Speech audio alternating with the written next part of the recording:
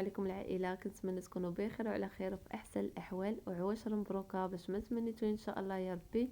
واللي كيتمنى شي حاجه يا ربي تحققها ليه، واللي مريض يا ربي تشافيه.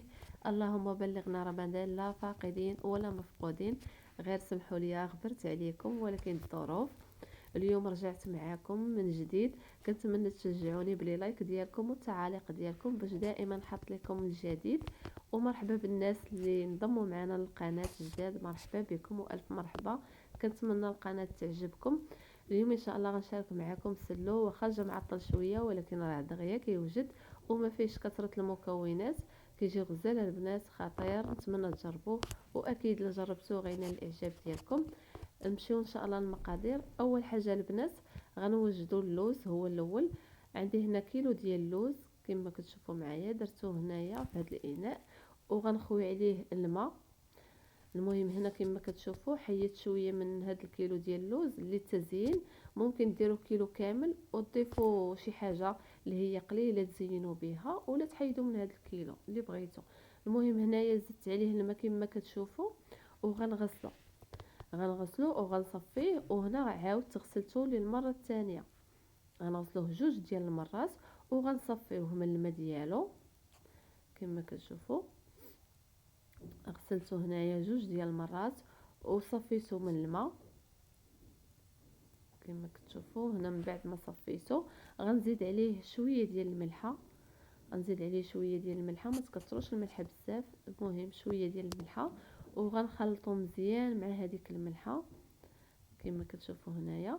وغنخلطو مزيان مع ديك الملحه حتى تنسجم الملحه مع اللوز. وغنديرو في الطاوله اللي كتدخل للفران، وغنديرو في الفران على نار اللي هي مهيله، ما تجهدوش عليه الفران باش ما يتحرقش ليكم. كما كتشوفوا انا هنا درته في الطاوه وغنديرو على نار اللي هي مهيله ونشعل عليه من الفوق ومن التحت حتى يتحمر ليا. ردوا معاه البال البنات باش ما يتحرقش ليكم، نقصوا عليه البوطه حتى يتحمر ليكم. من بعد ما دخلت اللوز ديالي للفران خديت هنا طنجره كما كتشوفوا ثقيله شويه ودرت فيها كيلو ديال الجنجلان. غنديرو فوق البوطه يتحمر ليا. نحمروا على نار اللي هي مهيله مع التحريك المستمر، ضروري نبقاو نحركوها البنات. واللي بغى يحمروا في الفران ممكن يحمروا في الفران، الطريقه راه سهله البنات. حيت انا دخلت اللوز ديالي للفران خاصني نستغل الوقت ونحمر الجنجلان حتى هو في نفس الوقت. المهم هنايا كما كتشوفوا من بعد ما حمر الجنجلان غناخذ كيلو ديال الطحين درته حتى هو في الطنجره. وممكن تدخلوا الطحين حتى هو للفران ولكن في الطنجره كيجي ساهل دغيا كتحمروه صافي. وغنزيد عليه حتى هو شويه ديال الملحه وغنحركوه. غنديرو فوق البوطه على نار اللي هي مهيله مع التحريك المستمر.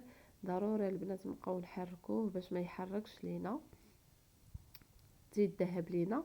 هنا كما كتشوفوا كناخذ هذا الفوي هو اللي كنحرك به باش ما كيتكورش ليا الطحين صافي، ما يتكورش ليا الطحين بزاف. غنبقى نحرك على هذه الطريقه حتى نحمر الدقيق ديالي. كما كتشوفوا هنا تحمر ذهب ليا اللون ديالو صافي. هنايا من بعد ما حمرته خديت هنا نص كيلو ديال الطحين اخر وغنزيد عليه 4 ديال الكيسان ديال الزيت.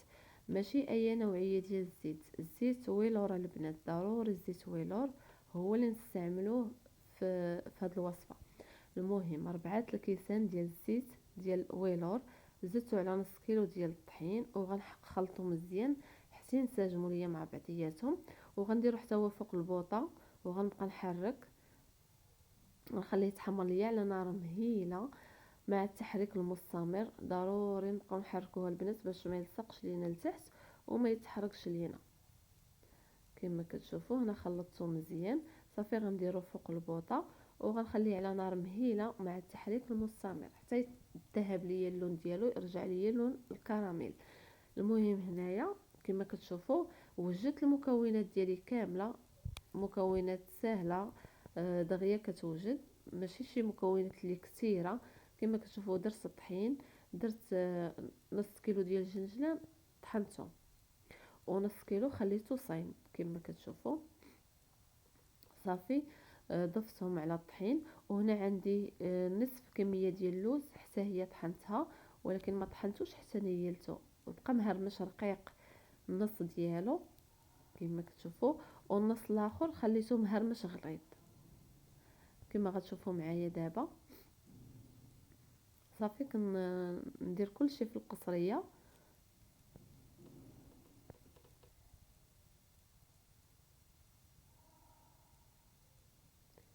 هنايا كما كتشوفوا النص اخر ديال عفوا ديال اللوز هرمشتو غليظ. ما ديروش عليا البنات، شحال ما بقيت صورت وشحال ما بقيت مونطيت الفيديوهات راه كنتلف في الهضره، غير سمحوا لي وصافي. المهم هنايا كما كتشوفوا نص كيلو الاخر ديال اللوز خليته مهرمش غليظ. ممكن كيلو ديال اللوز كامل تهرمشوه غليظ. مره كندير هاد الطريقه، ولكن هاد المره بغيت النص نهرمشو رقيق والنص نهرمشو غليظ، ولكن راه جا خطير البنات، جا غزال.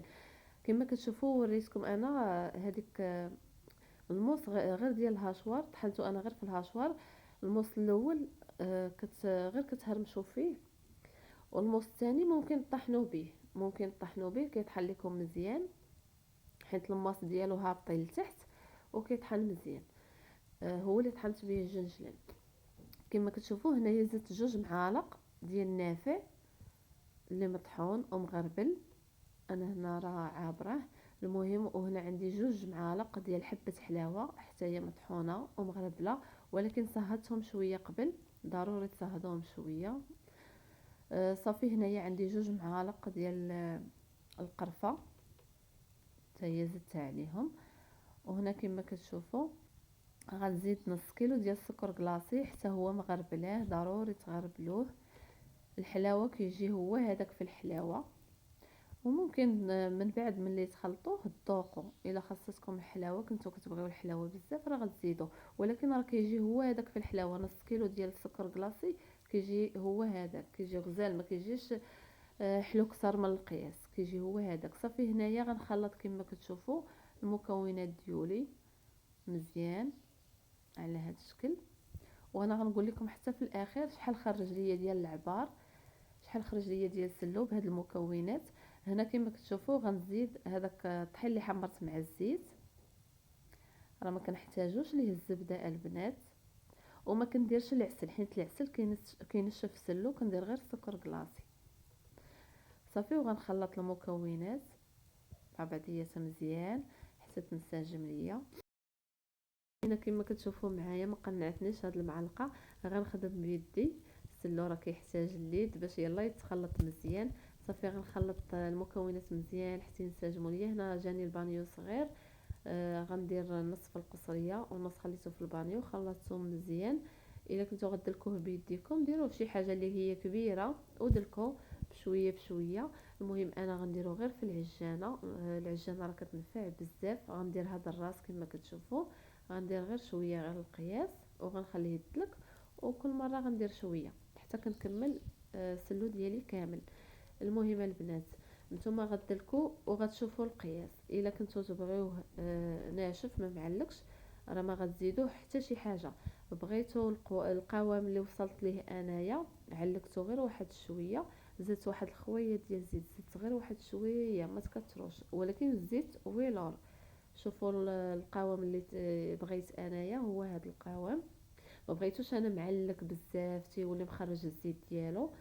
انا هذا هو القياس اللي خليته فيه، وزدت غير واحد شويه ديال الزيت. بغيتو اكثر من هكا نتوما كتزيدوا الزيت ويلور البنات حتى كتعلقوا التعليقه اللي بغيتو. انا بالي هذا هو الجاد، جا مزيان بهاد التعليقه هذه. بغيتوه ناشف راه ما كتزيدوه والو.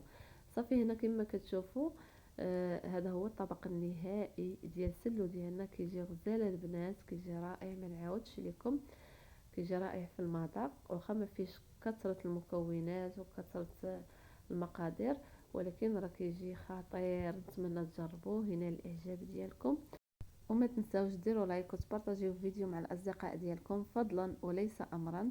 واللي ما بيشاركش في القناه يشارك في القناه باش يوصلكم كل جديد، ونتلاقاو ان شاء الله في فيديو جديد مع وصفه جديده.